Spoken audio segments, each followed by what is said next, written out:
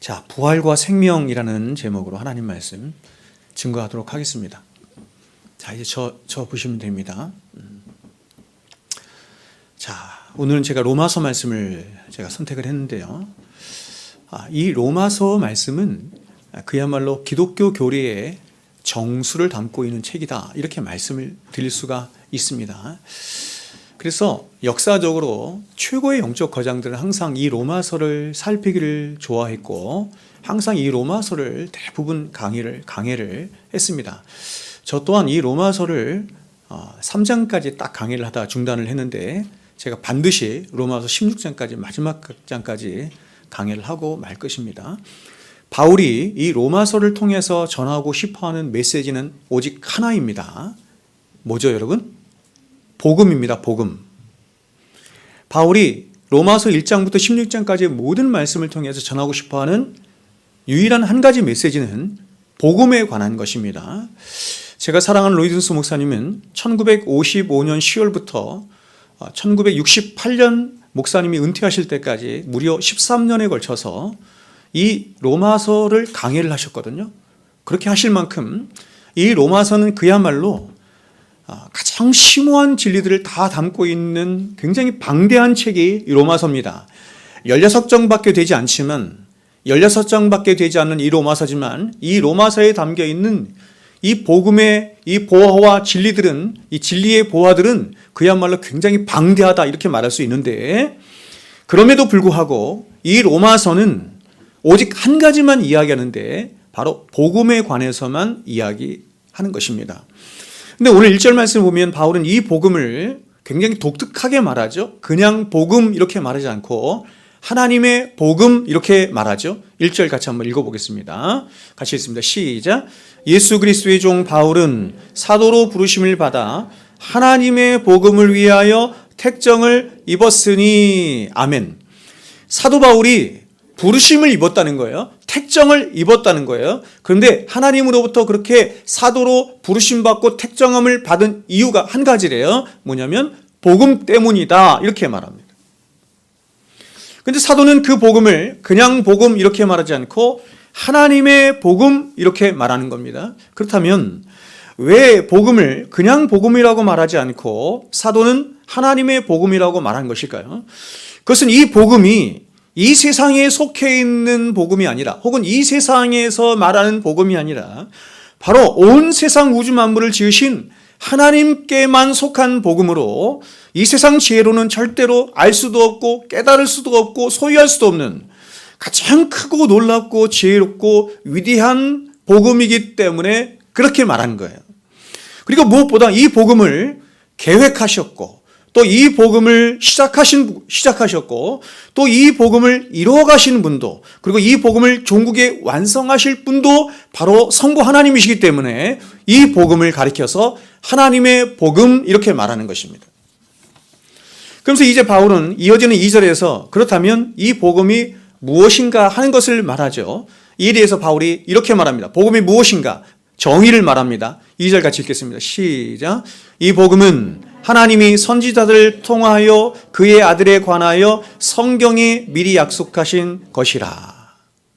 자, 여러분, 복음이 무엇이냐면 사도는 복음을 이렇게 얘기합니다. 하나님의 아들이신, 그렇죠? 하나님의 아들이신, 하나님의 독생하신 아들이신 예수 그리스도에 관한 이야기다, 이렇게 말합니다. 그런데 이 이야기가 어디에 담겨져 있냐면 오직 성경에 담겨 있다, 이렇게 말하는 거예요. 하나님의 아들에 관한 이 복음의 이야기는 세상 다른 어느 곳에서는 우리가 알 수도 없고 볼 수도 없고 담겨져 있지 않고 오직 하나님의 아들에 관한 이 복음의 이야기는 성경에만 담겨 있다, 이렇게 말합니다.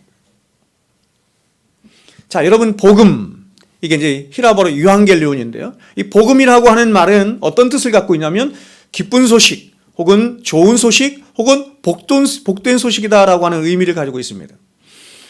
그런데 이 복음은 다른 것이 아니라 지금 제가 말씀드린 것처럼 바로 예수 그리스도 자신이시자 예수 그리스도에 관한 모든 이야기, 다시 말해서 예수 그리스도께서 행하신 모든 이야기들을 복음이라고 해요. 따라서 이 둘을 보세요. 연결해서 말하면 이렇게 되는 거죠. 결국 예수 그리스도와 그분이 행하신 모든 일들이 모든 인류에게 모든 좋은 것과 복된 것들과 기쁜 소식의 원천이 되고 샘이 된다, 이렇게 말하는 것입니다. 이것을 다시 역으로 말하면 이렇게도 말할 수 있죠. 예수 그리스도를 떠나서는 어떤 기쁜 것이나 좋은 것이나 복됨도 없다, 이렇게 말하는 거예요. 제가 여러분에게 여러 번 말씀을 드리지만 여러분 자신에게서 이렇게 예수님을 딱 제거해 보세요. 예수님을 딱 제거해 보세요. 이 세상에서 예수님을 딱 제거해 보세요. 이 세상에 혹은 여러분 자신에게 좋은 것이, 기쁜 것이, 선한 것이 과연 단 1이라도 있습니까? 없어요. 모든 선하고 좋은 것은 다 예수 그리스도 그분에게만 속한 것이고 하나님 그분에게만 속한 것입니다. 그렇다면 복음의 실체이신 예수님이 과연 저와 여러분을 위해서 행하신 그 복되고 영광스러운 일, 그것은 어떤 일을 말하는 것일까요? 바울은 그 복음의 내용을 이제 3절과 4절에서 말하는 거예요. 자, 3절과 4절 한번 읽겠습니다. 시작. 그의 아들에 관하여 말하면 육신으로는 다윗의 혈통에서 나셨고 성결의 영으로는 죽은 자들 가운데서 부활하사 능력으로 하나님의 아들로 선포되셨으니 곧 우리 주 예수 그리스도시니라. 아멘. 자, 여러분 지금 이 본문을 보시면 두 개의 평행 구절로 이렇게 되어 있죠. 하나는 육신으로는 하는 것과 또 하나는 뭐예요? 성결의 영으로는 하는 것이죠. 그렇다면 여러분 이 두 병행 구절은 무엇을 말하는 것일까요? 오늘날 대부분 많은 사람들은 이 병행 구절을 예수 그리스도의 인성과 예수 그리스도의 신성을 말하는 것이다, 이렇게 대부분 그렇게 알고 있습니다. 그래서 이러한 해석을 따라서 오늘 본문을 해석하게 되면 이런 해석이 됩니다. 예수 그리스도는 육신으로는, 다시 말하면 육신적인 자격으로는 인성을 입으셔서 다윗의 혈통에서 나셨고, 반대로 성결의 영으로는, 즉 신성의 자격으로는 죽음을 이기시고 다시 부활하셔서 하나님의 아들로 선포가 되심으로 저와 여러분의 구주가 되시고 주님이 되시고 그리스도가 되셨다, 이렇게 해석이 되죠. 그렇죠? 그러나 여러분, 이 본문은 이렇게 해석하면 잘못 해석하는 것입니다. 그렇죠? 그냥 이렇게 언뜻 딱 보면 다 그렇게 해석이 되죠. 그래서 저 같은 목사가 필요한 이유가 여기 있는 것입니다. 이 본문에 대한 대체적인 학자들의 의견은 이 본문이 저와 여러분을 위한 예수 그리스도의 구원의 전 사역을 포괄적으로 말하는 본문이다, 이렇게 말을 합니다. 그러니까 여러분, 저는 이렇게 생각해요. 지금 제가 여러분에게 학자들이 말한 그렇죠? 그 의견들을 여러분에게 바르게 여러분에게 설명을 하긴 하지만 앞에 있는 해석이 완전히 틀렸다, 그렇게 해석하면 안 된다, 저는 그렇게 생각하진 않아요. 그래서 여러분에게 보다 바르게 해석을 하기 위해서 제가 말씀을 드리는 것이죠. 그래서 학자들의 해석을 따라서 말씀을 드리면 이렇게 해석이 되는 것입니다. 즉 육신으로 하는 것은 예수 그리스도의 옛사역을 말하는 것으로 바로 예수 그리스도께서 다윗의 후손으로 이 땅에 오셔서 사시고 고난당하시고 십자가에서 죽으신 것까지, 그런 메시아의 사역, 다시 말해서 이거를 교리적으로 이렇게 말하죠. 예수 그리스도의 자기 비하 혹은 낮아지심을 의미한다, 이렇게 말합니다. 제가 지난주 고난주간에 예수 그리스도의 자기 비하에 대해서 일주일 동안 계속 6번에 걸쳐서 설교를 했어요. 들어보시면 됩니다. 반대로 성결의 영으로라고 하는 것은 예수 그리스도의 이번에는 새 시대의 사역을 말하는 것으로 이제 십자가에서 죽으신 예수님이 이 그 십자가의 죽음을 이기시고 부활하시며 또한 하늘로 오르사 하나님의 아들이시자 만왕의 왕으로 하나님께 인정되어서 교회된 저와 여러분의 영원한 주님이시자 그리스도가 되셔서 영원토록 저와 여러분의 교회를 통치하시고 다스리시는 그 사역, 승귀의 사역을 말하는 거예요. 이것을 교리적인 용어로는 그래서 예수 그리스도의 승귀라고 말하기도 하고 혹은 예수 그리스도의 높아지심, 이렇게 말을 해요.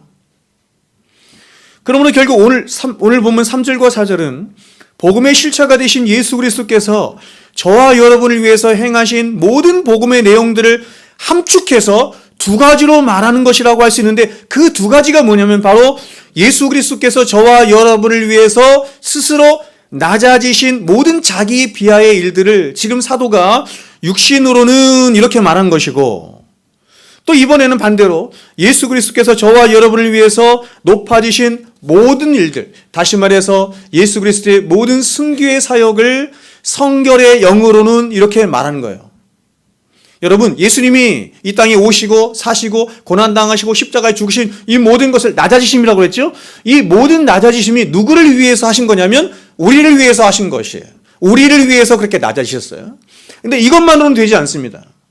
그래서 예수님께서 다시 승귀하셨어요. 높아지셨어요. 부활하시고 승천하시고 하나님 보좌 우편에서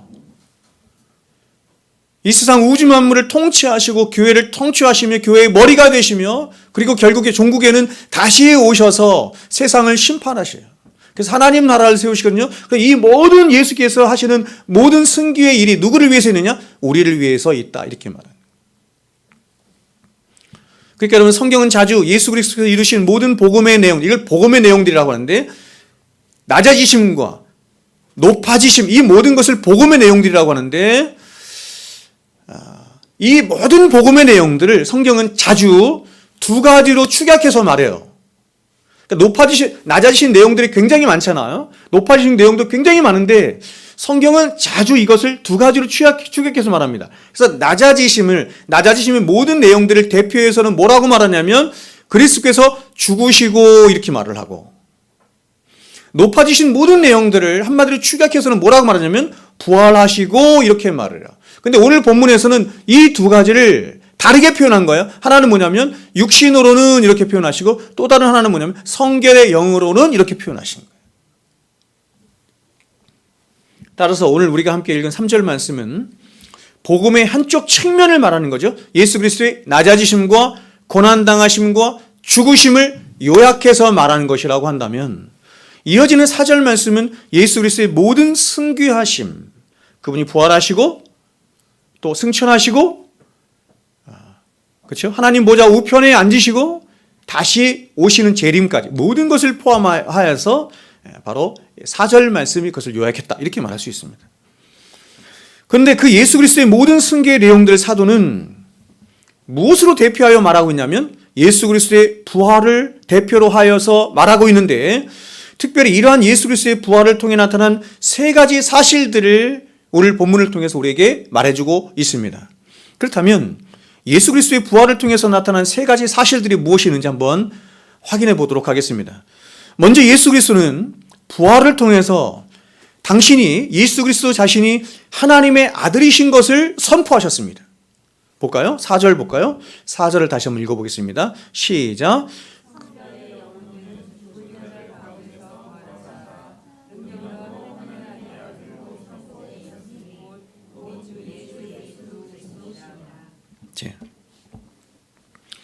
바울은 그리스도께서 죽은 자들 가운데서 부활하사 능력으로, 보세요, 하나님의 아들로 선포되셨다, 이렇게 말합니다.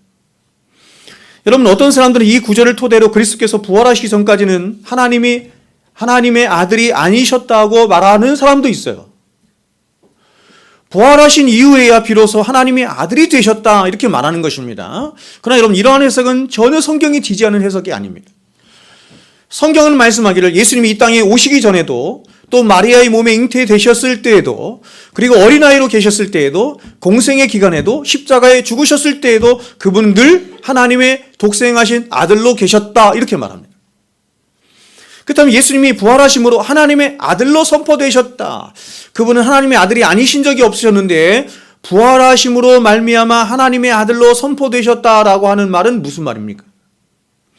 그것은 그분의 아들 되심이 이전까지는 감추어져 있었으나, 이전까지는 은닉되어 있었으나, 그러나 이 부활 사건으로 말미암아 그분의 아들 되심이 이제 공개적으로 온 세상 천하 만물에 선포되고 밝히 드러나게 되었다, 이런 말이에요. 원래 계시는 그런 거거든요. 계시.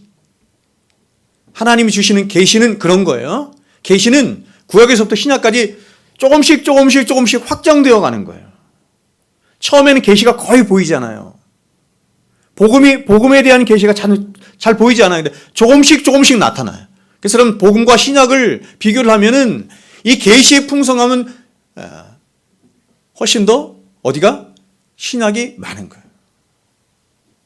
근데 이 예수 그리스도의 부활, 이것도 계시 아닙니까? 예수 그리스도의 부활도 구약에서는 거의 은닉되어 있다가 예수님이 오셨을 때도 많이 은닉되어 있다가 조금씩 나타나다가 언제 나타나느냐? 예수 그리스도의 부활하심으로 찬란하게 그 계시가 드러나게 되었다. 하나님의 아들이시라는 것, 예수님이 하나님의 아들이시라는 그 계시가 예수 그리스도의 부활로 말미암아 온 세상 천하 만국에 찬란하게 드러나게 되었다. 이렇게 말합니다. 이 말을 좀 더 풀어서 이야기하면 이렇습니다. 예수 그리스도의 부활하심으로 말미암아 예수 그리스도께서 하나님의 아들이시라는 것이 온 세상에 드러나게 되었다라고 하는 말은 예수 그리스도의 부활로 말미암아 예수 그리스도의 십자가의 사건이 갖는 그 진의가, 그 진짜 의미가 진짜라고 하는 것이 드러나게 되었다, 이런 말이에요. 다시 말해서 예수 그리스도의 십자가 사건은 성부 하나님이 인류의 구원을 위해서 자신의 독생하신 아들을 내어주신 사건이었다라고 하는 그 진리가 예수 그리스도의 부활로 증명이 되게 되었다, 이런 뜻이에요. 하나님이 우리를 구원하시는 방법이 뭐예요, 여러분? 하나님이 우리를 구원하시는 방법을 뭐라고 그래요? 십자가의 도라고 해요. 십자가예요. 그 하나님이 우리를 구원하시는 십자가의 도가 진짜라는 것이 무엇을 통해서? 부활을 통해서 증명이 되게 되었다, 이런 말이에요. 자, 여러분 12제자를 한번 보겠습니다. 12제자를 한번 보십시오. 우리가 아는 바와 같이 이 12제자들은 예수님이 십자가에 죽으셨을 때 모두가 다 한결같이 예수님을 버리고 도망갔어요. 어떤 경우에도 예수님을 부인하면 안 돼.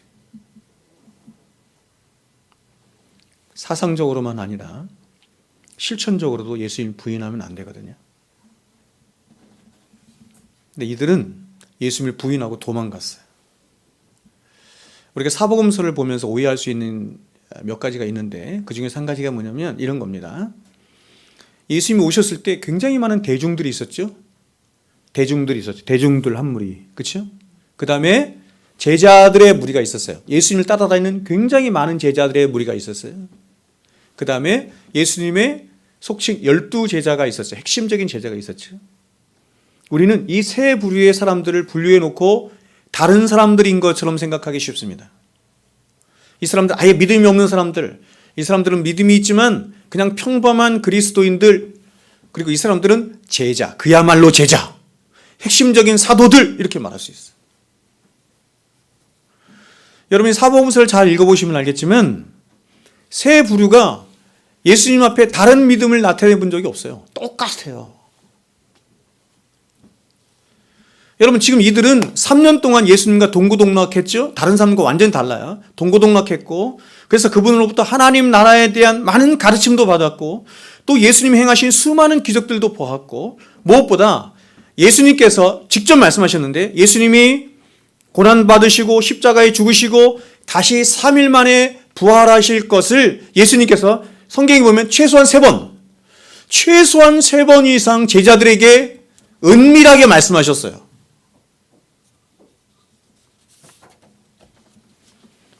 여러분 이 사람들이 바로 12제자입니다. 그런데 이 12제자들이 예수님이 십자가에 못 박혀 죽으시자 언제 자신들이 그런 예수님 앞에 가르침을 받았는지 까맣게 잊고 언제 자신들이 그런 많은 이적과 기적들을 보았는지 까맣게 잊어버리고 언제 예수님께서 고난당하시고 십자가에 죽으시고 3일 만에 부활하실 것을 들었는지 까맣게 잊어버린 채 다 도망가요. 싹 다 도망갑니다. 결국 여러분 지금 이 12제자는 뭘 모른 거예요? 예수님이 누구이신지를 모른 거예요. 예수님이 어떤 분이신지를 모르는 거예요. 처음부터 그들이 제자훈련하는 사람들이 말하는 것처럼 처음부터 그들이 예수님이 누구이신지를 알고 깨달아서 예수님을 따른 게 아니에요. 3년간의 그분의 모든 공생의 사역 기간에도 그렇고 그 이후에도 마찬가지입니다. 지금 이들은 예수 그리스도가 과연 누구이신 것과 또 그분이 왜 이 땅에 오셨고 왜 십자가에 죽으셨는지 그 예수에 관한 모든 진실을 잘 몰랐어요. 그래서 그 예수에 관한 참된 지식의 부재로 말미암아서 이들은 예수가 부활하실 것을 믿지 않은 겁니다. 예수가 부활하실 것을 믿지 않은 거예요. 그래서 결국 이들은 예수가 십자가에 못 박혀 죽으셨을 때 다 도망간 거예요. 여러분, 예수님이 다시 살아나실 것을 그들이 진실로 3번이나 들었잖아요. 진실로 믿었다고 한다면 도망갔겠습니까?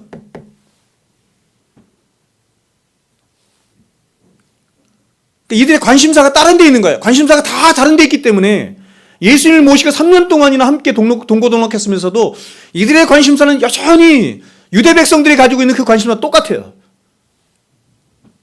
그래서 예수님 3번이나 말씀하셨는데도 그 지식이 하나도 없는 거예요. 여러분, 이들이 얼마나 예수 그리스도를 아는 지식에 무지했는가 하면 이들은 예수님이 부활하여 다시 살아나신 후에도 이제 예수님의 공생애를 다 마치시고 다시 하늘로 승천하여 올라가시는 그 마지막 순간까지도 이들은 자신 안에 있는 그 어두움과 무지로 인해서 주님께 헛된 것을 구해요. 도망만 갔을 뿐만 아니라 예수님이 부활하여 나타나셨는데 더 나아가서 예수님이 이제 승천하여 하나님 앞에 가시는 그 순간까지도 헛된 것을 구해요. 증거를 보여드릴까요? 사도행전 1장 6절 7절에 이렇게 말합니다. 그들이 모였을 때 예수께 여쭈어 이르되 주께서 이스라엘 나라를 회복하심이 이때니까 하니 이르시되 때와 시기는 아버지께서 자기의 권한에 두셨으니 너희가 알 바가 아니에요. 자, 여러분, 지금 이 장면은 예수님이 승천하시기 직전의 장면이거든요. 근데 이렇게 영광스러운 장면에서조차 제자들이 예수님을 향해서 뭐라고 지금 말하고 있냐면 이렇게 말하는 것입니다. 주님, 주께서 이스라엘 나라를 회복하심이 이때입니까? 이렇게 말을 해요. 여러분, 여기서 제자들이 이스라엘 나라를 회복하심이 이때입니까? 라고 묻는 것은 이제 그들이 영원한 하나님의 나라를 두고 그 하나님의 나라를 회복하심이 이때입니까? 라고 묻는 게 아닙니다. 이들은 예수님이 승천하여 하늘로 올라가시는 그 마지막 순간까지도 이스라엘 백성들이 한결같이 기다리고 대망하던 그런 정치적인 메시아 다윗 왕국을 꿈꾸었던 거예요. 그러면서 말하기를 그 다윗 왕국을 회복할 때가 이때입니까? 하며 여전히 정치적인 나라, 세상 나라, 다윗 왕국의 회복을 꿈꾸면서 그렇게 요청하고 있는 겁니다. 자, 그렇다면 여러분, 이렇게 믿음 없는 제자들이, 자, 보세요. 믿음 없는 제자들이 예수 그리스도의 부활을 진정으로 믿는, 그래서 그 예수의 부활로 말미암아 자신들 역시 영원한 생명의 부활로 다시 살아날 것과 그래서 자신들에게 새로운 하나님의 나라가 열리게 될 것이라고 하는, 이걸 부활신앙이라고 하는데, 이 부활신앙을 진짜 부활신앙으로 거듭나는 때가 언제예요? 그때가 언제냐면 바로 오순절 성령 강림 사건 이후에요. 성경을 잘 봐야 합니다. 이들은 오순절 성령 강림 사건 이후에, 다시 말해서 성령께서 그들에게 임재하신 이후에 비로소 부활신앙으로 거듭나서 이전과는 180도 달라진 삶을 삽니다. 여러분, 제가 이 말씀 목요일부터 준비했거든요. 목요일, 금요일, 토요일 이렇게 3일 준비를 했는데 이 말씀 준비하면서 정말 제가 소원을 갖게 되더라고요. 자, 여기 보세요. 특별히 우리 자녀들. 제가 어저께도 우리 두 아이 말씀으로 가르치면서 속으로 기도했어요. 하나님, 우리 채원이하고 우리 지선이가 부활신앙을 갖게 해주십시오. 우리 주일학교 아이들 정말 부활신앙을 갖게 해주십시오. 그러니 성령께서 임재하여 주십시오. 성령이 임재하시지 않으면, 성령이 우리 안에 계시지 않으면 제가 아무리 떠들어야 여러분이 못 믿어요.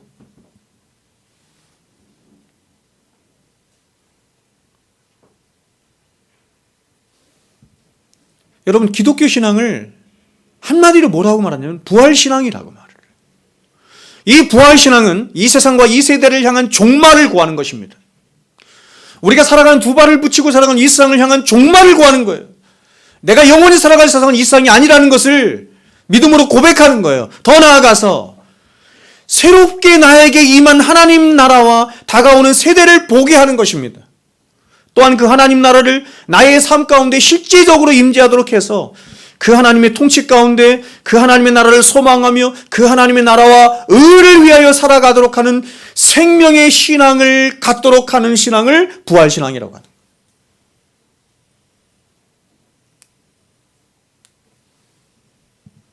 근데 이러한 부활신앙은 잘 보세요. 우리가 앞선 제자들을 통해서 보았던 것처럼 예수님과 함께 3년 동안 동고동락하며 그 예수님부터 말할 수 없는 하늘의 가르침을 듣고 그 예수님이 행하신 놀라운 이적과 기적들을 보았고 더 나아가서 부활하신 주님을 직접 본 것으로도 안 되는 것입니다.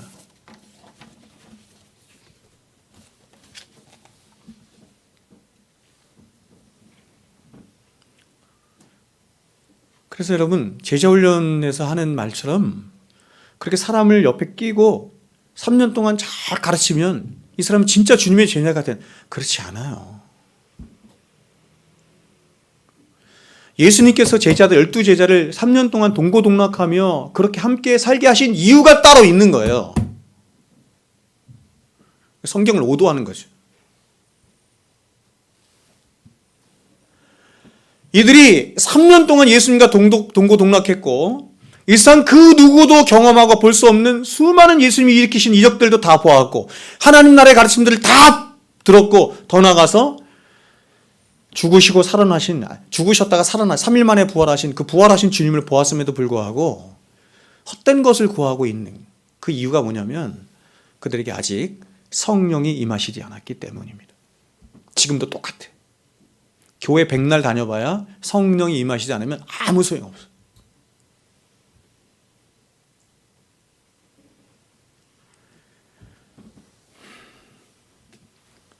이렇게 말할 수 있습니다.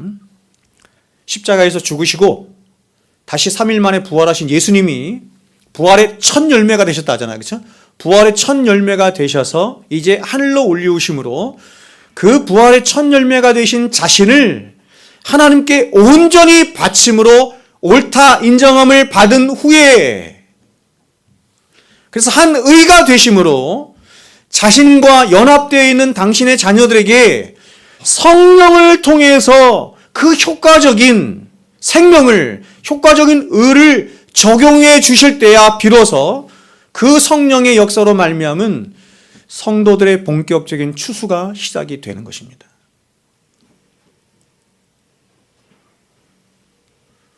이해하세요?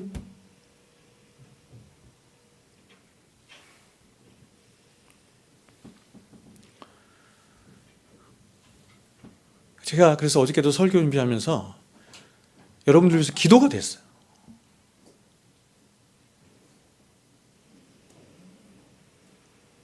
이 교회 시대, 은혜 시대에 점점 성령이 사라져가고 있거든요. 성령이 소멸되고 있어요. 예수님께서 비유로 말씀하신 것처럼 시장에서 나가서 아무리 떠들고 피리를 불고 하는 사람이 기뻐하지 않아요. 장례식에 갔는데 사람들이 곡하지를 않아요. 이유는 하나입니다. 성령이 계시지 않기 때문에. 그래서 이 성령이 계시는 이 시대에 자꾸 사람들에게 속이는 거예요. 다른 방식으로.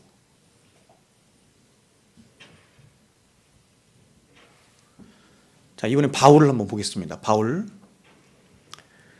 회심 전에 유대 종교 지도자를 꿈꾸던 히브리 청년이었습니다. 그는 빌립보서에서 의하면 자기가 고백하는데 자기는 베냐민 지파 사람으로 히브리인 중에 히브리인이고 율법의 의로는 흠이 없는 바리새인이었고 또 종교적인 열심으로는 교회를 핍박하고 박해하던 자였다 이렇게 말합니다.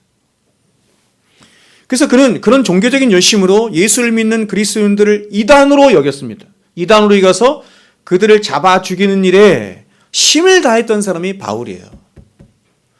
근데 이런 바울이 오히려 그런 자신이 이단이라고 여겼던 예수의 가르침을 생명처럼 믿게 되었을 뿐만 아니라 그것을 목숨 걸고 지키며 목숨 걸고 전하는 자가 되었고, 또 무엇보다도 십자가에서 죽으신 예수를 가장 사랑하는 자가 되었어요. 정말 불가사의한 일이 사도 바울의 인생 가운데 펼쳐지게 된 겁니다. 사도 바울 뿐이겠습니까? 그렇다면 여러분, 어떻게 해서 이런 일이 있게 된 것일까? 그것은 그가 다메섹으로 가는 도중에 살아서 살아계신 예수, 부활하신 예수를 만났기 때문이에요. 다시 말해서 바울은 자신 앞에 나타나신 살아계신 예수를 보면서 예수 그리스도의 십자가가 갖는 그 참된 의미를 그 부활하신 예수 안에서, 예수 앞에서 성령을 통해서 깨달았을 뿐만 아니라 무엇보다도 그 십자가 이후에 있게 된 부활의 의미가 과연 어떤 것인지를 깨닫게 된 것입니다. 자, 여러분 보세요. 바울은 예수를 만나기 전까지는 그가 가지고 있는 생각은 이런 것입니다. 예수라고 하는 사람이, 예수라고 하는 청년이 있었는데 그 예수가 십자가에 죽었다, 이렇게 말했어요. 예수가 십자가에서 죽었다는 사실을 잘 알고 있었습니다.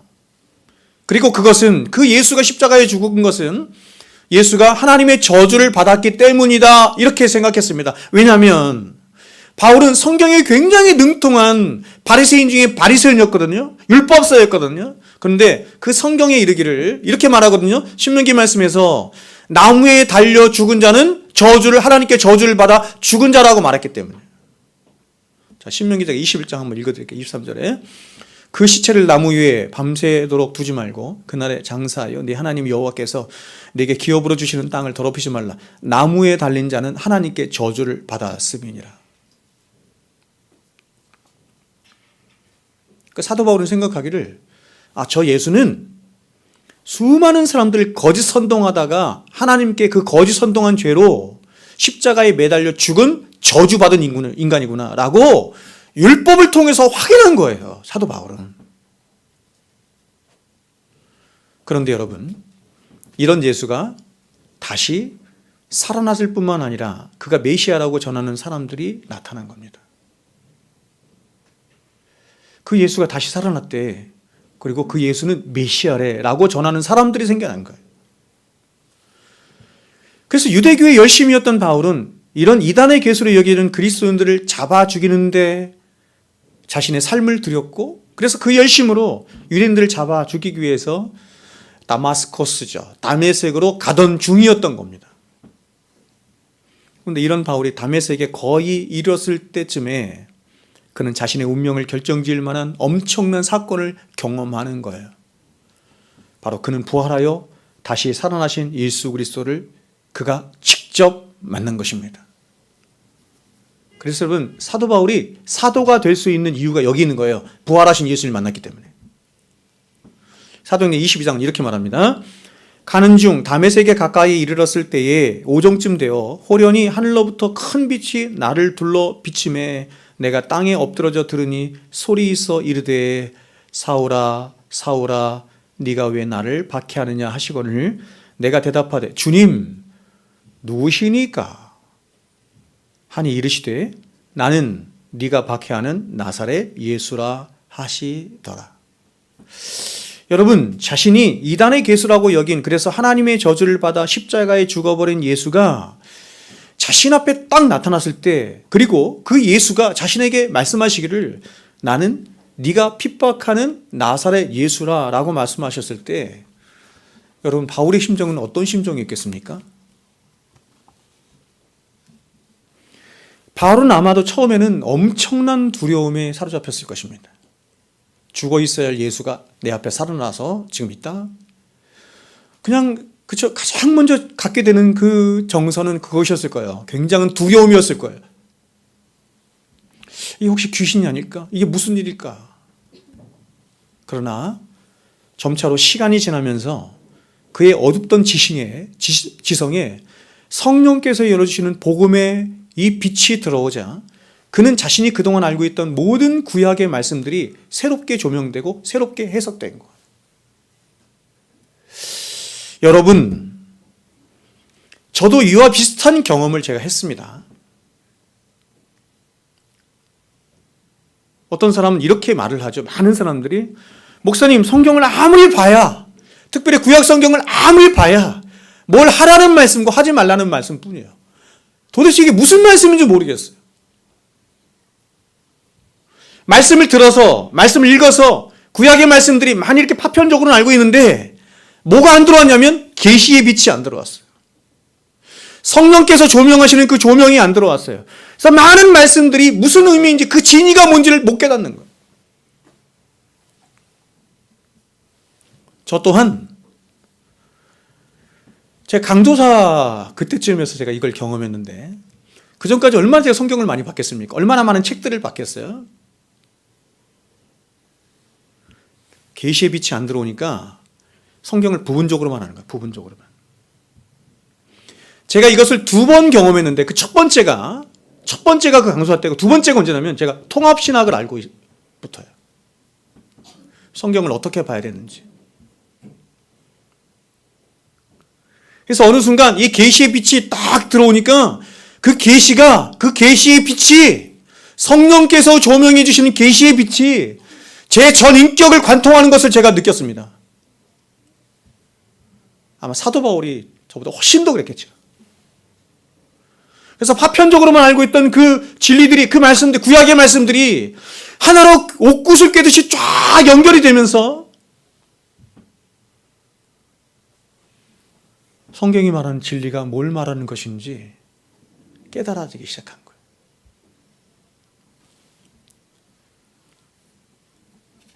그래서 그는 구약에 능통한 자였기 때문에 이사야 53장에 고난받는 종이 누구였는가? 바로 이 예수였구나라고 하는 것을 깨닫게 됐고, 또 이사야 61장에 그 아름다운 소식을 전하는 자가 또한 예수라고 하는 것을 알게 됐으며, 그리고 무수한 시편의 예언들과 구약의 그 무수한 제사들과 율법과 성막과 성전이 바로 예수 그리스도를 말하는 것이었구나라고 하는 것을 계시의 비단에서 이미 알고 있는 말씀들 아닙니까? 다 구약. 이게 깨달아진 거예요. 그래서 그는 그 모든 계시의 빛 아래에서 자신 앞에 서 계신, 죽음을 이기시고 부활하여 살아계신 그 예수가 바로 하나님의 아들이시구나라고 하는 것을 깨닫게 된 거예요. 특별히 그는 히브리 사상에 오직 신적인 본질을 지니신 하나님만이 죽지 않으신다는 그 유일한 분이시라는 것을 말하고 있었기 때문에 그는 자신 앞에 살아서 나타나신 예수를 보며 그분이 하나님의 아들이시라는 것을 더욱더 확신하게 된 것입니다. 그렇다면 여러분, 왜 예수 그리스도는 십자가에 죽으셨는가? 물은 겁니다. 그러면 그분은 하나님의 아들이신데 왜 십자가에 죽으셨는가? 바울은 자신 앞에 죽음을 이기시고 다시 3일 만에 부활하신 예수 그리스도를 보며 과연 그분의 십자가의 죽으심이 무엇을 의미하는 것인지 또한 진리의 빛 안에서 선명하게 본 겁니다. 자, 여러분 보세요. 신명기의 말씀처럼 나무에 달린 자는 하나님께 저주를 받은 자가 맞죠? 그런데 나무에 달려 저주를 받은 예수는 어떤 예수냐면 죄가 없으신 하나님의 아들이세요. 그분이 하나님이세요. 그러므로 그분은 절대로 하나님으로부터 저주를 받으실 리가 없어요. 받으시면 안 돼요. 여기까지 됐죠? 그런데도 그분은 십자가에서 하나님께 저주를 받아서 죽으셨습니다. 여러분, 예수님은 십자가에서 그냥 목숨만 끊으신 것이 아니라 하나님께 저주를 받아 죽으신 거예요. 심판을 받으신 거예요. 그렇다면 그분이 받으신 저주는 누구의 것이며 누구의 저주인 것이며 또 그분은 왜 저주를 받아 죽으신 것일까요? 그것은 자기의 죄 때문에 죽으신 것이 아니라 바로 구약의 그 무수한 제물들이 죽어가면서 말하면서 또 예표한 것처럼 바로 인류의 죄 때문에 받은 저주였고 죽음이었다라고 하는 것을 이 진리의 빛 안에서 사도가 깨닫게 된 것입니다.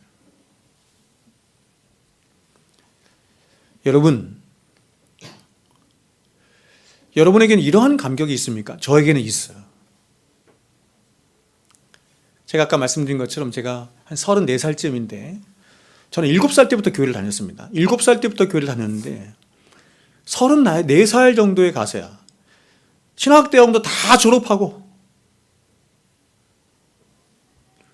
그럼 그전에는 제가 예수님을 헛믿었느냐? 그건 아니에요.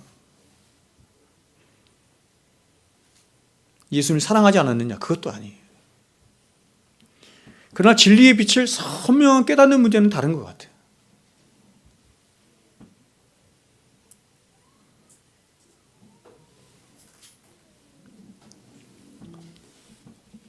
저는 34살쯤에 이걸 알았어요. 이걸 깨달았어요.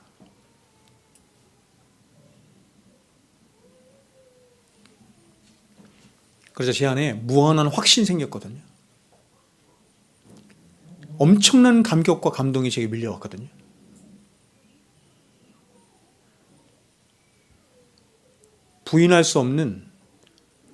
절대로 부인할 수 없는 진리가 나에게 가져다 주는 어떤 확신이 제게 생겼어요. 저는 여러분도 이런 경험이 있었으면 좋겠습니다. 여러분, 사도 바울이 이렇게 진리의 빛 아래에서 부활하신 예수가 자신의 죄를 위하여 죽으신 그 메시아라는 사실을 실제적으로 진짜로 깨달았을 때 바울이 얼마나 여러분 그 앞에서, 예수 앞에서 통곡하며 울었겠습니까? 제가 아는 어떤 목사님은 목사가 되기 전에 자신이 정말 하나님 앞에 죄인이라는 것을 알고 깨닫고 그 예수님이 자신의 진짜 메시아라는 것을 깨달았을 때 한 달 동안 울었다고 그러더라고요. 한 달 동안. 한 달 동안 자신이 하나님 앞에서 그 울음을 멈출 수가 없어서 어느 정도로 울었냐면 그 수건 있잖아요. 수건이 흠뻑 울음으로 자신의 그 눈물로 다 젖을 만큼 그렇게 하나님 앞에서 통곡하며 한 달 동안 울었다고 하더라고요.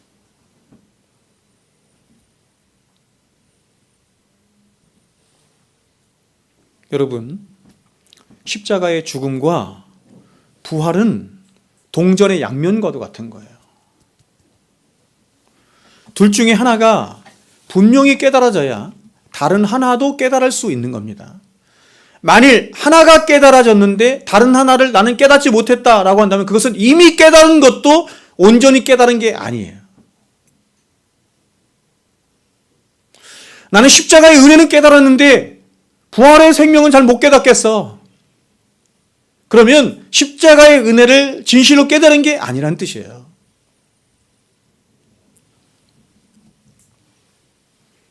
그러면 여러분, 예수 그리스도의 부활하심은 바로 그분이 하나님의 아들이시라는 것을 성부 하나님이 온 천하 만방에 드러내시고 증명하신 성부 하나님의 지혜와 능력의 총체적인 사건이 바로 부활 사건인 것입니다.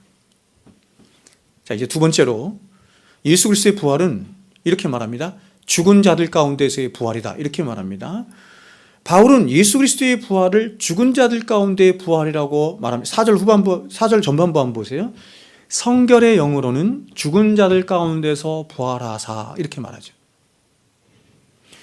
여러분, 여기서 예수가 죽은 자들 가운데서 부활하셨다라고 하는 말은 예수님이 이 세상 모든 인류가 단 한 번도 이겨보지 못하고 극복하지 못한 죽음의 권세를 그 예수가 이기시고 정복하셨다. 죽음을 이기시고 정복하신 유일무이하신 분이 누구냐? 예수 그리스도다.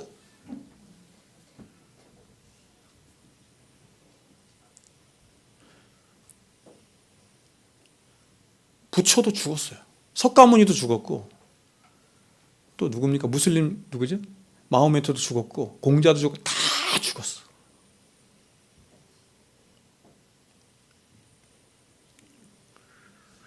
제가 여러분에게 몇 번 말씀드리면 그들의 종교는요, 그 사람들이 없어도 상관없어요. 그러나 우리는 그렇지 않아요. 우리는 예수님이 살아 계셔야만 해요. 예수님이 살아 계시지 않으면 우리의 모든 기독교 종교가 갖는 진리는 다 헛된 것이 되고 말아요. 그래서 고린도서 15장에서 사도가 말한 거예요. 야, 부활이 없다고 한다면 너희 믿음도 헛되고 너희는 세상에서 가장 불쌍한 자라.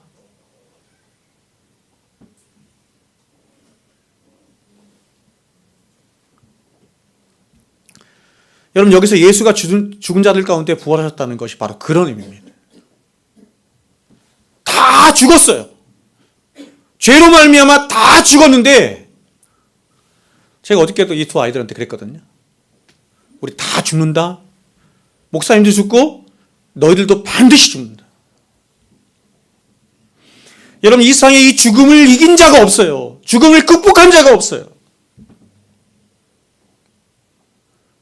예수 그리스도가 그 죽음을 이기시고 승리하셨습니다.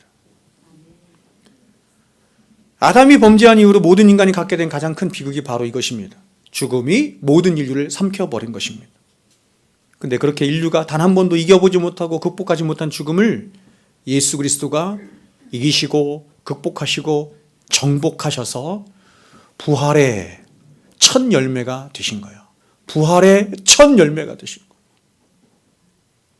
부활의 첫 열매가 됐다는 표현은 성경이 앞으로 첫 열매로 시작으로 이제 많은 열매들이 맺히게 될 것을 성경이 말하는 거예요.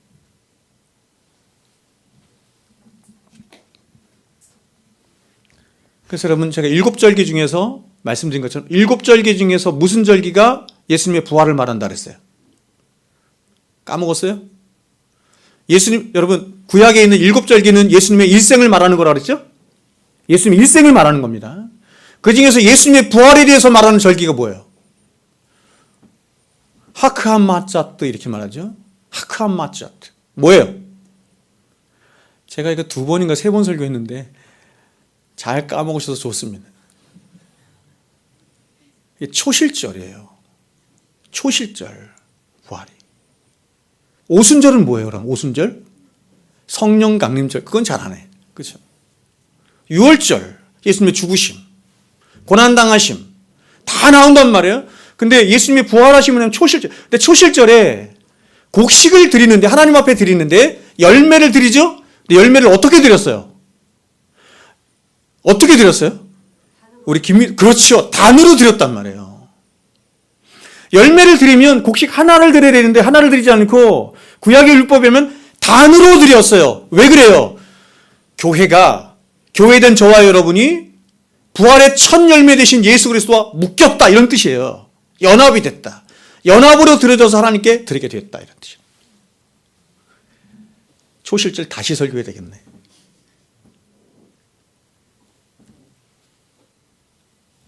그러므로 그 예수께 접붙여져 있는 저와 여러분 또한 이제 예수 그리스도 오실 때에 다시 살 수 있게 되는 것입니다.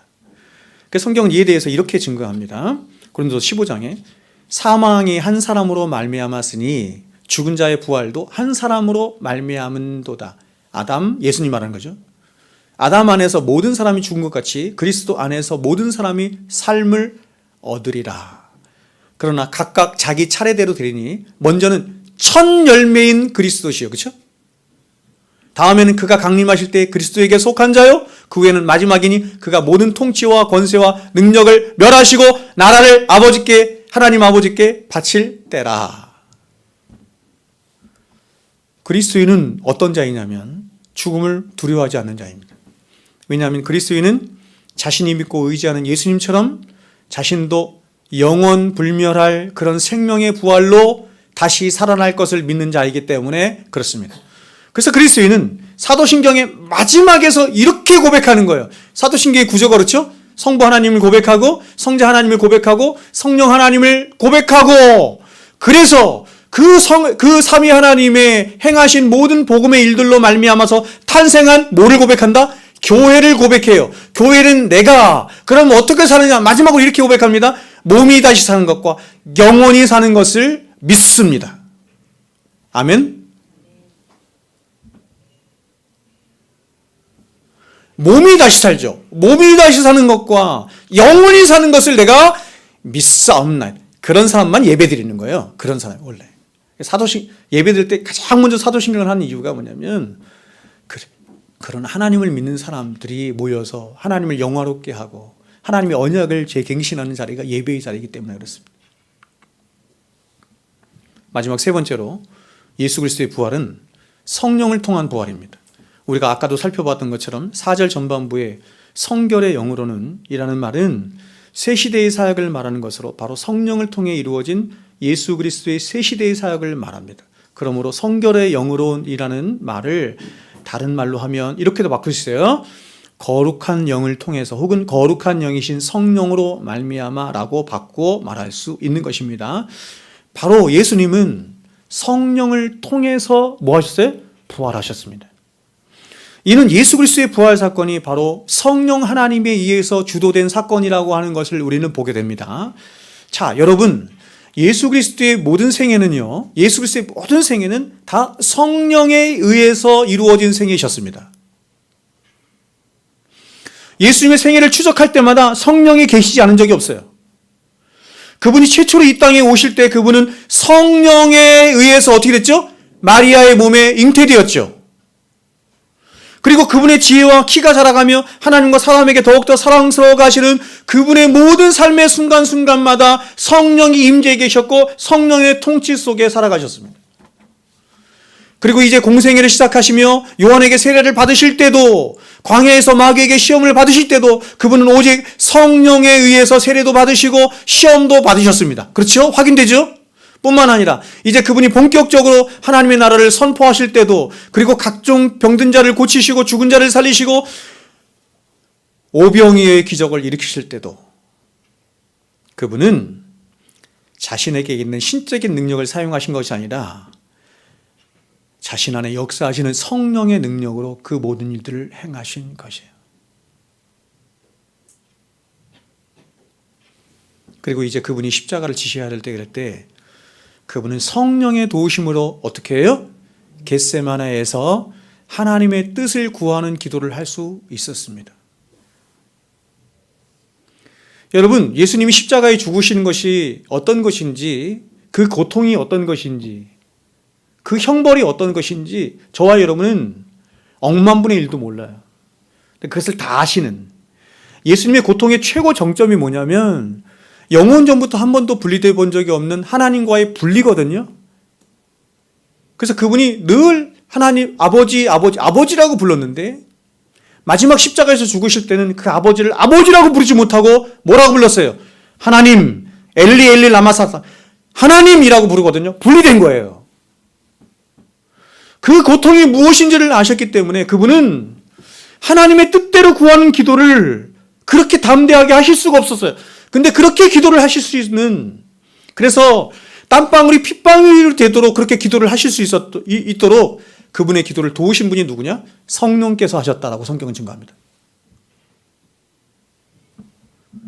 또 그분이 십자가를 지실 담대함과 용기도 성령께서 주셨고, 성령의 도우심으로 그 모진 질고와 핍박도 당하실 수 있었으며, 그리고 결국에 성령의 도우심으로 골고다 언덕을 오르사 십자가에서 자신을 하나님께 드리실 수 있었던 것입니다. 그리고 이제 주님은 누가의 표현대로 하면 사망에 매여 있으실 수가 없으셨기 때문에 죽음을 이기시고 다시 3일 만에 살아나신 것인데, 그 모든 부활의 일을 누가 하셨냐면 성령 하나님이 주도해서 하신 것입니다. 성령으로 말미암아 다시 사신 거예요. 여러분, 예수 그리스도는 교회의 머리가 되신 분이시고, 교회된 저와 여러분은 그분의 몸에 접붙여진 지체들입니다. 근데 교회의 머리 되신 예수 그리스도께서 죽음을 이기시고 사흘 만에 성령의 능력으로 부활하사 부활의 첫 열매가 되신 것입니다. 그러므로 그 예수와 하나 되어 모든 운명을 같이 하는 저와 여러분 역시 마지막 때에 우리도 성령의 능력으로 다시 사는 일이 있게 되는 것입니다. 그러나 여러분, 이러한 부활의 능력은 단지 주님 오실 그 마지막 때만 역사하는 능력이 아닌 것입니다. 성령께서 예수님의 모든 전생애 동안 성령께서 역사하시고 성령께서 감동하시고 성령께서 그와 함께 하심으로 그 모든 일들을 하셨던 것처럼, 우리가 예수를 믿는 그 순간부터 하나님 앞에 그는 마지막 순간까지 우리를 인도하시고 통치하시고 다스리시며 우리를 최종적인 부활의 영광으로 이끄시는 분이 누구냐면 성령 하나님이에요. 왜냐하면 우리 안에 역사하시는 하나님은 앞으로 우리에게 있게 될 그 궁극적인 부활이 진짜로 있게 될 것이라고 하는 그 사실을 절대로 저와 여러분 하여금 중도에 실패하거나 잃어버리게 하거나 포기하게 하거나 냉소하지 않도록 그래서 그 부활의 소망을 절대로 놓치지 않도록 저와 여러분 안에서 끊임없이 무슨 일을 하시냐면 보증의 일을 하신 거예요. 갈라디아서 말씀은 보증의 일을 하신다 이렇게 말해요. 보증은 이렇게 맛배기로 보여주는 거죠.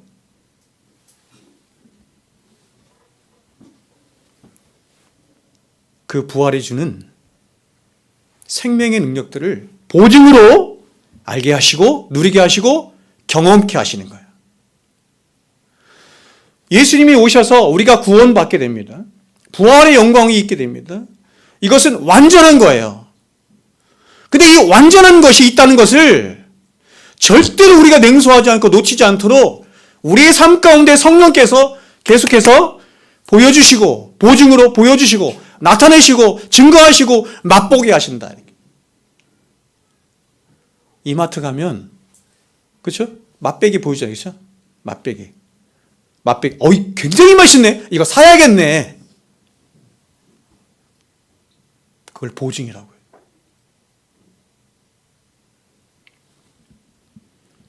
여러분 이게 바로 부활이 주는 생명의 능력이에요.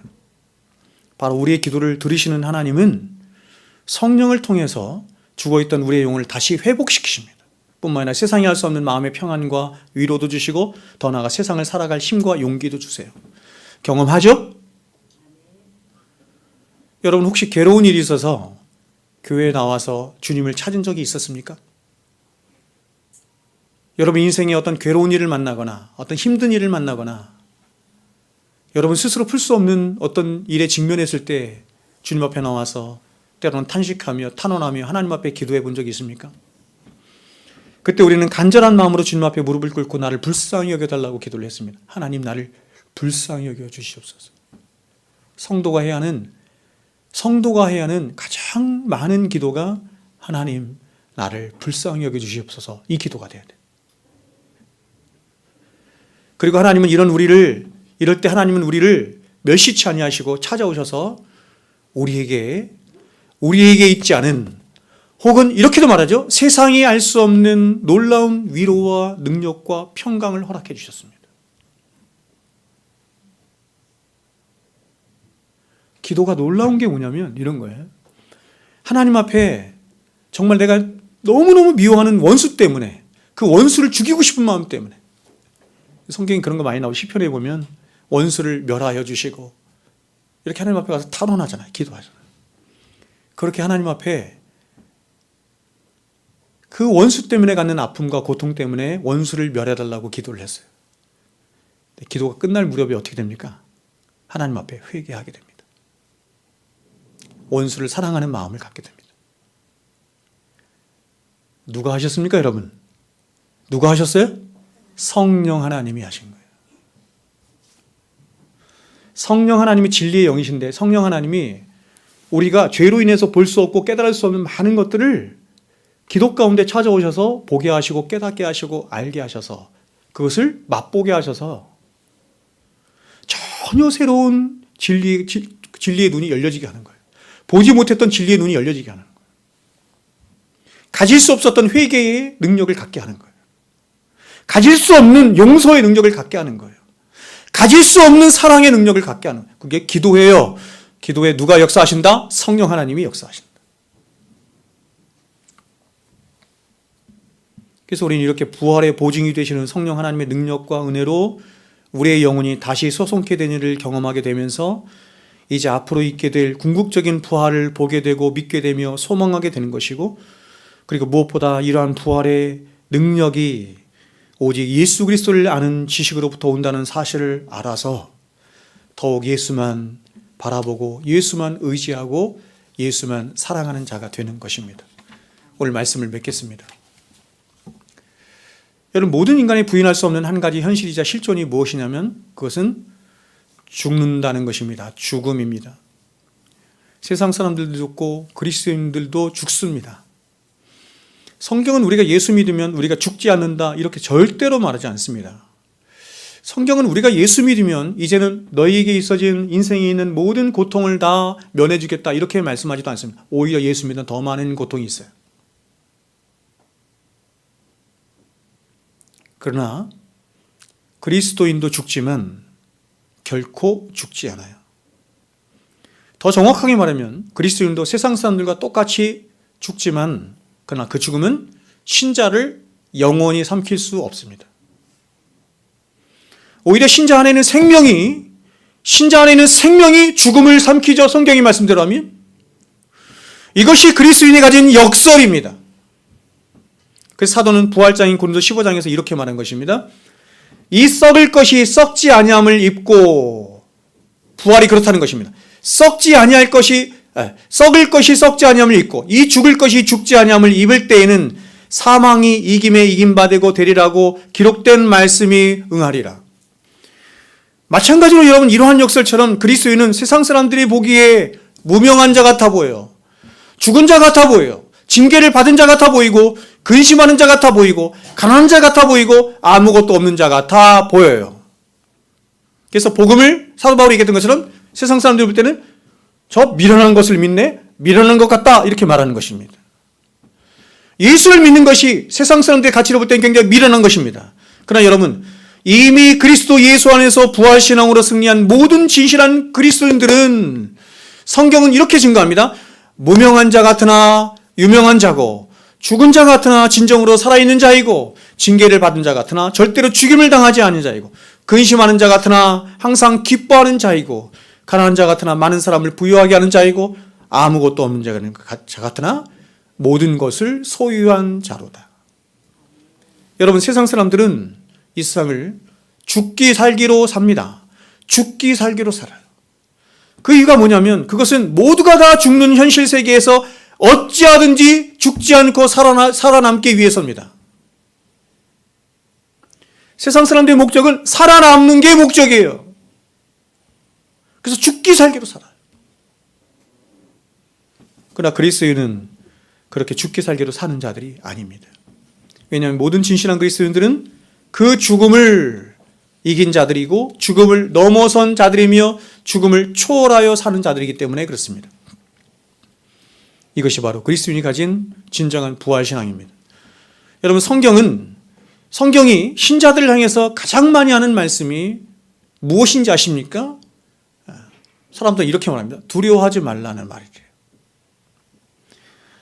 어떤 신학자에 의하면 두려워하지 말라는 말씀이 365번 성경에 기록되어 있어서 365일 내내 주님을 두려워하지 말라고 성경이 말했다고 하는데, 제가 생각할 때는 근거는 없는 말이에요. 그러나 두려워하지 말라는 말씀을 성경에 무수하게 많습니다. 그 이유가 뭐냐면 그것은 죄와 사망과 저주와 심판을 이기시고 승리하신 부활하신 주님이 저와 여러분 안에 지금도, 아니 영원토록 우리 아래 사시고 계시기 때문에 그렇습니다. 그러므로 저와 여러분이 이 세상을 살아가면서 모든 근심과 염려와 두려움을 몰아낼 수 있는 유일한 비결은 바로 우리 안에 영원토록 살아계셔서 생명이 되시고 부활이 되신 예수 그리스도를 부지런히 찾는 거예요. 부지런히 찾는 거예요. 부지런히 보는 거예요. 믿으며 주여 우리를 온전케 하시는 예수를 보라. 예수를 깊이 생각하라. 새벽에 일어나자마자 가장 먼저 뭐 해야 되냐면 예수를 봐야 돼요. 아침을 먹을 때도 예수를 봐야 되고, 출근해서도 예수를 봐야 되고, 예수를 생각해야 되고, 사람들을 만날 때도, 일을 할 때도 예수를 생각하고 봐야 돼요. 잠자리 눕는 마지막 순간까지 또 예수를 봐야 되고, 예수를 생각해요. 그게 성경이 우리들에게 하는 가르침이에요. 왜냐하면 우리가 이 세상을 믿음으로 살아갈 수 있는 모든 비결이 그 예수로부터만 나오기 때문에 그렇습니다. 여러분, 그리스도인은 믿음으로 사는 거예요. 믿음으로 사는 게 무슨 뜻이에요? 제가 어저께도 두 아이에게 가르쳤어요. 믿음으로 사는 게 뭐냐? 믿음으로 사는 건 뭐냐면 내가 주인이 돼서 안 살고 이제는 내 안에 그리스도께서 사시는 것을 믿음으로 산다, 이렇게 말해요. 그렇죠? 갈라디아서 2장 20절 말씀 뭐죠? 갑자기 생각이 안 나네요. 내가 그리스도와 함께 십자가에 못 박혔나니 그런즉 이제는 내가 산 것이 아니요 오직 내 안에 그리스도께서 사신 것이라. 이제 내가 육체 가운데 사는 것은 나를 사랑하사 나를 위하여 자기 몸을 버리신 하나님의 아들 믿는 믿음 안에서 사는 것이라. 그러면 여러분, 우리가 이 땅을 그렇게 믿음으로 살려고 하면, 예수님이 나의 주인이 되어 살려고 하면 방법은 하나밖에 없어요. 그분이 누구이신가 하는 것을 부지런히 연구하고 공부하는 것이고, 제가 이 두 아이한테도 얘기했어요. 똑같이. 너희들 예수 믿니? 믿는다고 하더라고. 여러분, 우리가 예수를 믿는데 예수를 아는 지식이 없이 예수를 믿는다는 건 거짓말이에요. 예수를 알아야 돼. 두 번째는 그 예수를 깊이 묵상하고 생각하는 것입니다. 끊임없이 바라보는 것입니다. 그럴 때 성령께서 우리 안에 역사하셔서 우리 안에 진짜 그 예수가 주는 부활 생명으로, 부활의 능력으로 우리를 거듭나게 하시는 일이 있는 거예요. 여러분, 자주 보셔야 합니다. 아멘을 가장 크게 하셨습니다. 우리 이동 기사님. 우리 이동 기사님은 새벽에 일어나면 제일 먼저 커튼을 확 거는데, 빛이 들어오는 그 광경을 보면서 하나님을 맛보고 하나님을 알고 싶어서 많이 바쁘지만 점심시간이 되면 그 권익위원회 그 옥상에 가서 다시 하늘을 또 본대요. 하나님을 생각하는 거예요. 이분의 그쵸? 그 신앙생활의 모토가 그거 아닙니까? 하나님과 데이트 잘 하셨어요? 예수님과 데이트 잘 하셨어요? 그게 신앙생활이에요. 그러려면 어떻게 돼요? 자주 봐야 합니다. 자주 생각해야 합니다. 그리고 예수님을 부지런히 배우셔야 합니다. 기도하겠습니다.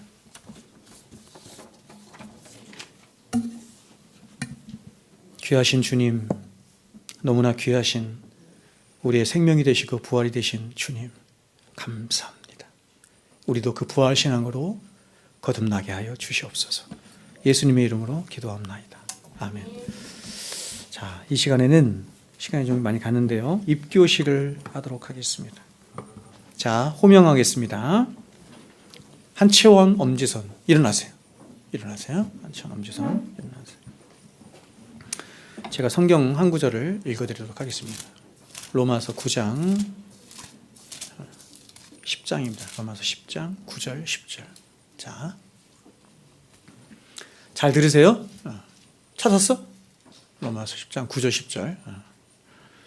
네가 만일 내 입으로 예수를 주로 시인하며 또 하나님께서 그를 죽은 자 가운데 살리신 것을 내 마음에 믿으면 구원을 받으리라. 사람이 마음으로 믿어 의에 이르고 입으로 시인하여 구원에 이르느니라.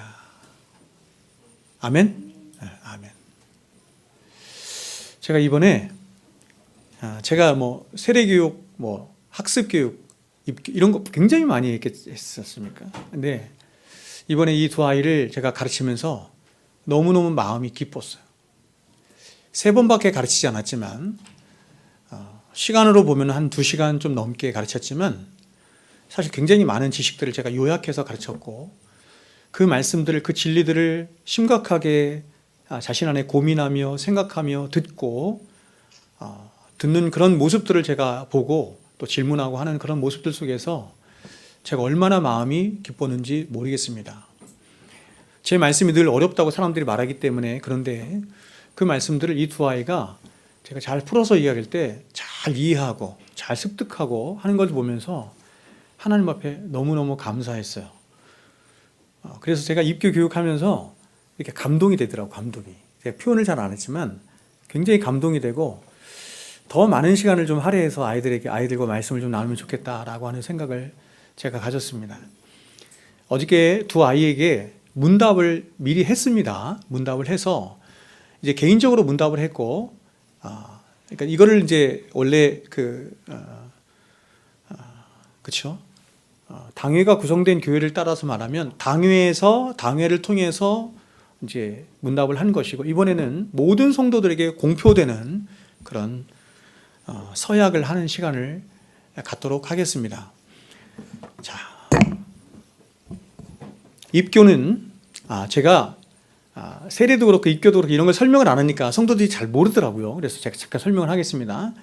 입교라고 하는 것은 그야말로 교회에 들어온다 이런 뜻이죠. 교회에 들어온다 이런 뜻이란 말이에요. 세례하고는 좀 다른데, 세례하고는 좀 다릅니다. 입교는 뭐냐면 어릴 때 이제 두 아이가 부모의 신앙으로 세례를 받았습니다. 그렇죠? 자기의 의지와 상관없이 부모의 의지로, 부모의 신앙으로 세례를 받았어요. 지금 저기 유럽, 저 영국 같은 데는 자기가 어릴 때 세례받은 것을 취소하는 일들이 굉장히 많아요. 큰일 났어요, 그 나라들은. 근데 이제 이 아이들이 이제 자라서 자신이 어떤 믿음과 신앙 안에서, 인격 안에서 정말로 예수님을 자신의 구주요, 주로 믿고 시인하는 그런 시간들, 그 시간을, 그때를 우리는 만 14세라고 보는 겁니다. 그래서 만 14세 이상이 되었을 때 그 신앙을 고백하면 세례는 더 이상 받을 필요 없고 그 세례의 효과가 주는 교회로 들어오는, 그래서 그것을 입교라고 해요. 그래서 그 입교식을 하는 것입니다. 아시겠죠? 네. 자, 그러면 서약하도록 하겠습니다. 대답 크게 해야 돼. 알았지? 얼마나 이쁜지 모르겠습니다. 여러분은 유아 때에 부모님들이 대신한 신앙 고백과 서약으로 세례를 받았는데 이제는 여러분이 장성하여 그 고백과 서약을 여러분 자신의 것으로 삼고 성실히 지킬 것을 확실히 서약합니까? 그렇죠. 여러분들은 하나님 앞에 스스로 죄인인 줄 알며 당연히 그 죄로 인하여 하나님의 진노를 받을 만하고 정죄를 받아 마땅하나 오직 하나님의 자비하심으로 구원에 이르는 소망의 사람이 된 것을 분명히 인정하십니까? 여러분은 주 예수 그리스도께서 하나님의 아들 되심과 죄인의 구주 되시는 줄을 믿으며 복음에 말한 바와 같이 구원하실 이는 다만 예수뿐이신 줄 알고 그를 믿으며 그를 쫓고 그만을 의지하기로 확실히 서약하십니까?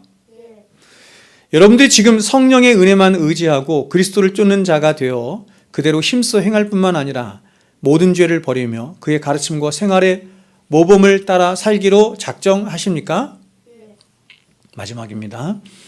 여러분들이 교인으로서 의무와 권리를 옳게 행하고 교회의 관할과 치리에 복종하며 교회의 화평을 이루고 덕을 세우는데 힘쓸 것을 서약합니까? 네, 다 서약하였습니다. 여러분들도 다 서약하셨죠? 세례교인들 다 똑같이 서약하는 기도하겠습니다.